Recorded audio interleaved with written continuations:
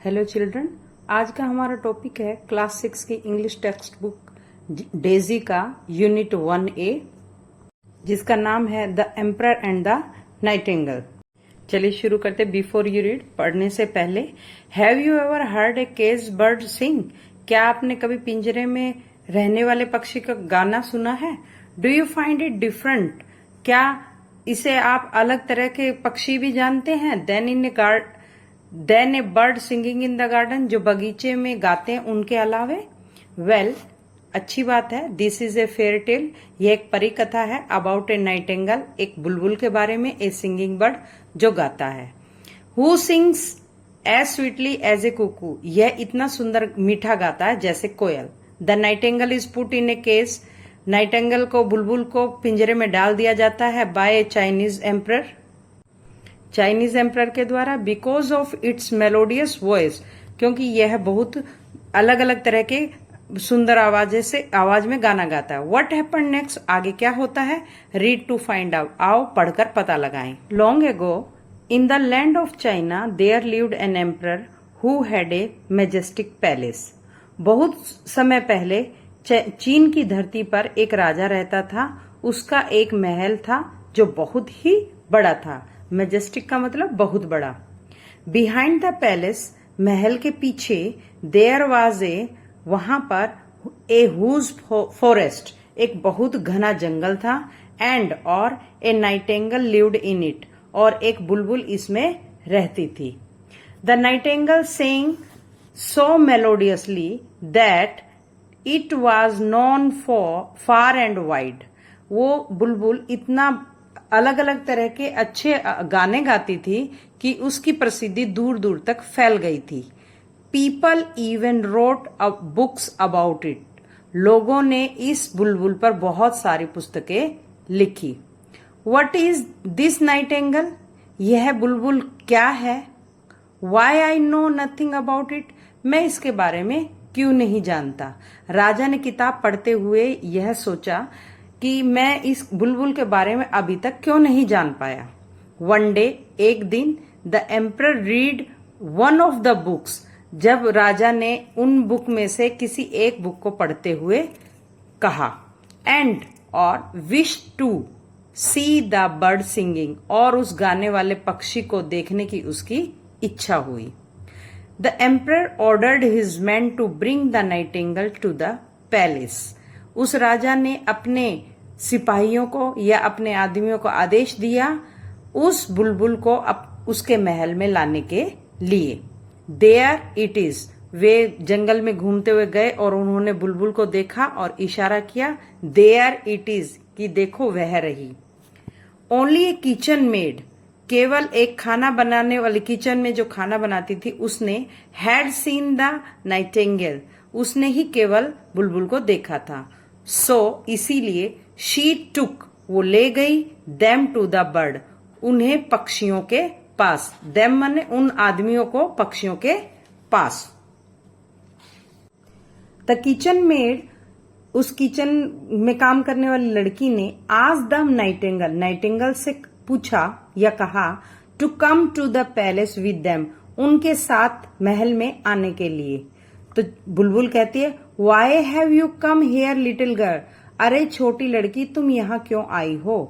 Our emperor wishes you to sing before him, उसने जवाब दिया, हमारे राजा की तुम्हारा गाना सुनने की इच्छा है। The nightingale agreed to go, वह बुलबुल उनके साथ जाने के लिए तैयार हो गई।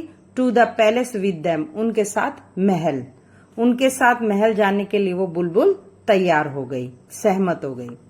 The Nightingale sang so melodiously, उस बुलबुल ने इतने अलग अलग तरह के गाने गाए और इतने अच्छे गाने गाए, दैट की टीयर्स केम, आंसू आ गए, इनटू द एम्परर्स आईज, उस राजा की आंखों में। उस नाइटिंगेल ने इतने अच्छे गाने गाए कि उस राजा की आंखों में आंसू आ गए।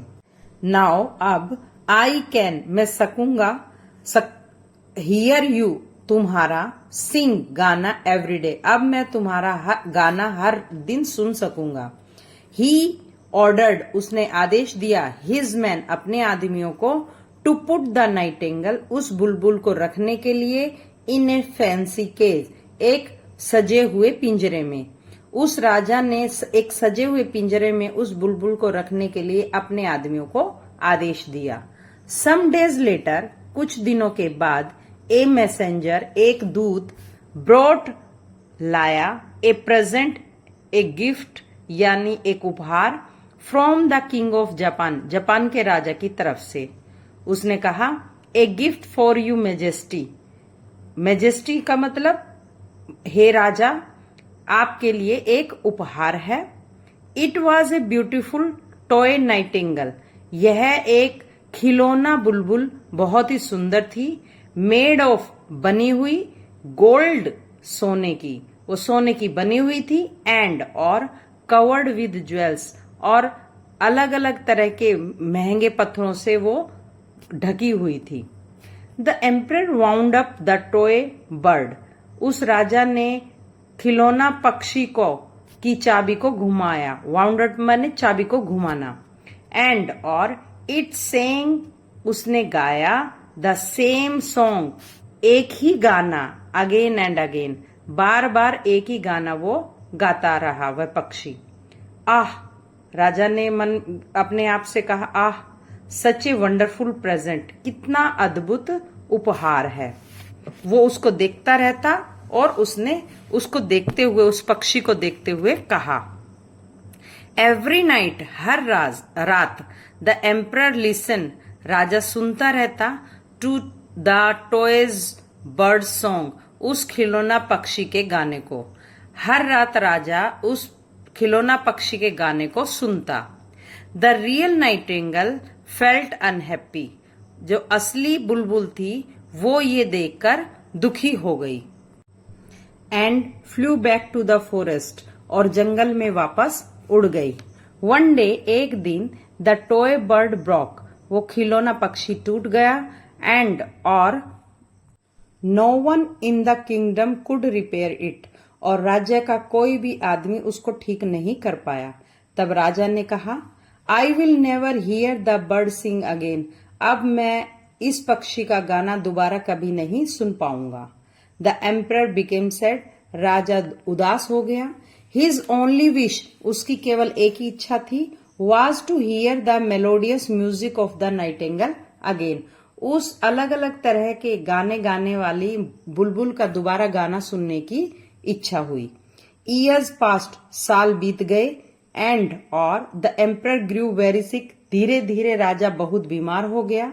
When the real nightingale heard the news, जब असली बुलबुल ने इस खबर को सुना, it flew to his window to sing, तो वह उस गाना सुनाने के लिए उनकी खिड़की के पास उड़कर आई। Every day, प्रत्येक दिन, the bird sat on the window, खिड़की पर पक्षी बैठती, and और sang sweet song, और मीठे मीठे गाने गाती। For the emperor, राजा के लिए। He recovered very soon, वो जल्दी ही ठीक हो गए। The emperor pleaded the nightingale to come back to the palace and stay in the cage, राजा ने उस बुलबुल से बहुत ही नम्रता से कहा कि वो वापस पिंजरे में रहे और पैलेस में आकर यानी कि महल में आकर उनके साथ रहे। और थैंक यू डियर नाइटिंगेल, प्यारी बुलबुल तुम्हारा बहुत बहुत धन्यवाद। लेकिन बुलबुल ने कहा, आई लाइक माई फ्रीडम, मुझे अपनी आजादी बहुत पसंद है। बट आई विल कम, लेकिन मैं आती रहूंगी। The nightingale refuse to stay in the palace, बुलबुल ने महल में रहने के लिए इनकार कर दिया। बट लेकिन प्रोमिस्ड, उसने वादा किया, to come to the window every night, प्रत्येक रात खिड़की में आने के लिए उसने वादा किया। टू सिंग, गाना सुनाने के लिए। एंड इट डिड, और उसने ऐसा किया भी। अब हम ऑथर के बारे में जानेंगे कि कहानी किसने लिखी। About the author, this beautiful story was written by, यह सुंदर कहानी लिखी गई है Hans Christian Andersen, Hans Christian Andersen के द्वारा। Who was born in Denmark, जिनका जन्म डेनमार्क में हुआ था ऑन अप्रैल 2, 1805, 2 अप्रैल 1805 में। His stories are loved by children, उनकी कहानियां बच्चों द्वारा पसंद की जाती है ऑल ओवर द वर्ल्ड, पूरी दुनिया में। द एम्परर्स न्यू क्लोथ्स, राजा के नए कपड़े, एंड और Thumbelina are the 2 of the best fairy tales written by him. ये 2 कहानी उनके द्वारा लिखी गई बहुत ही सबसे अच्छी परी कथाओं में से एक है। अब जानेंगे नए शब्दों के बारे में, कठिन शब्दों के बारे में। नो द वर्ड्स, आओ शब्दों को जाने। पहला है एम्परर। एम्परर का मीनिंग है the supreme ruler of an empire और किंगडम, किसी राज्य या साम्राज्य का सबसे ऊंचे पद पर शासन करने वाले व्यक्ति को एम्परर कहा जाता है। मैजेस्टिक, ग्रांड या वेरी बिग, बहुत बड़ा को मैजेस्टिक कहते हैं। फार एंड वाइड, इसका मतलब दूर दूर तक, यानी ओवर ग्रेट एरियाज और डिस्टेंसेस एवरीवेयर।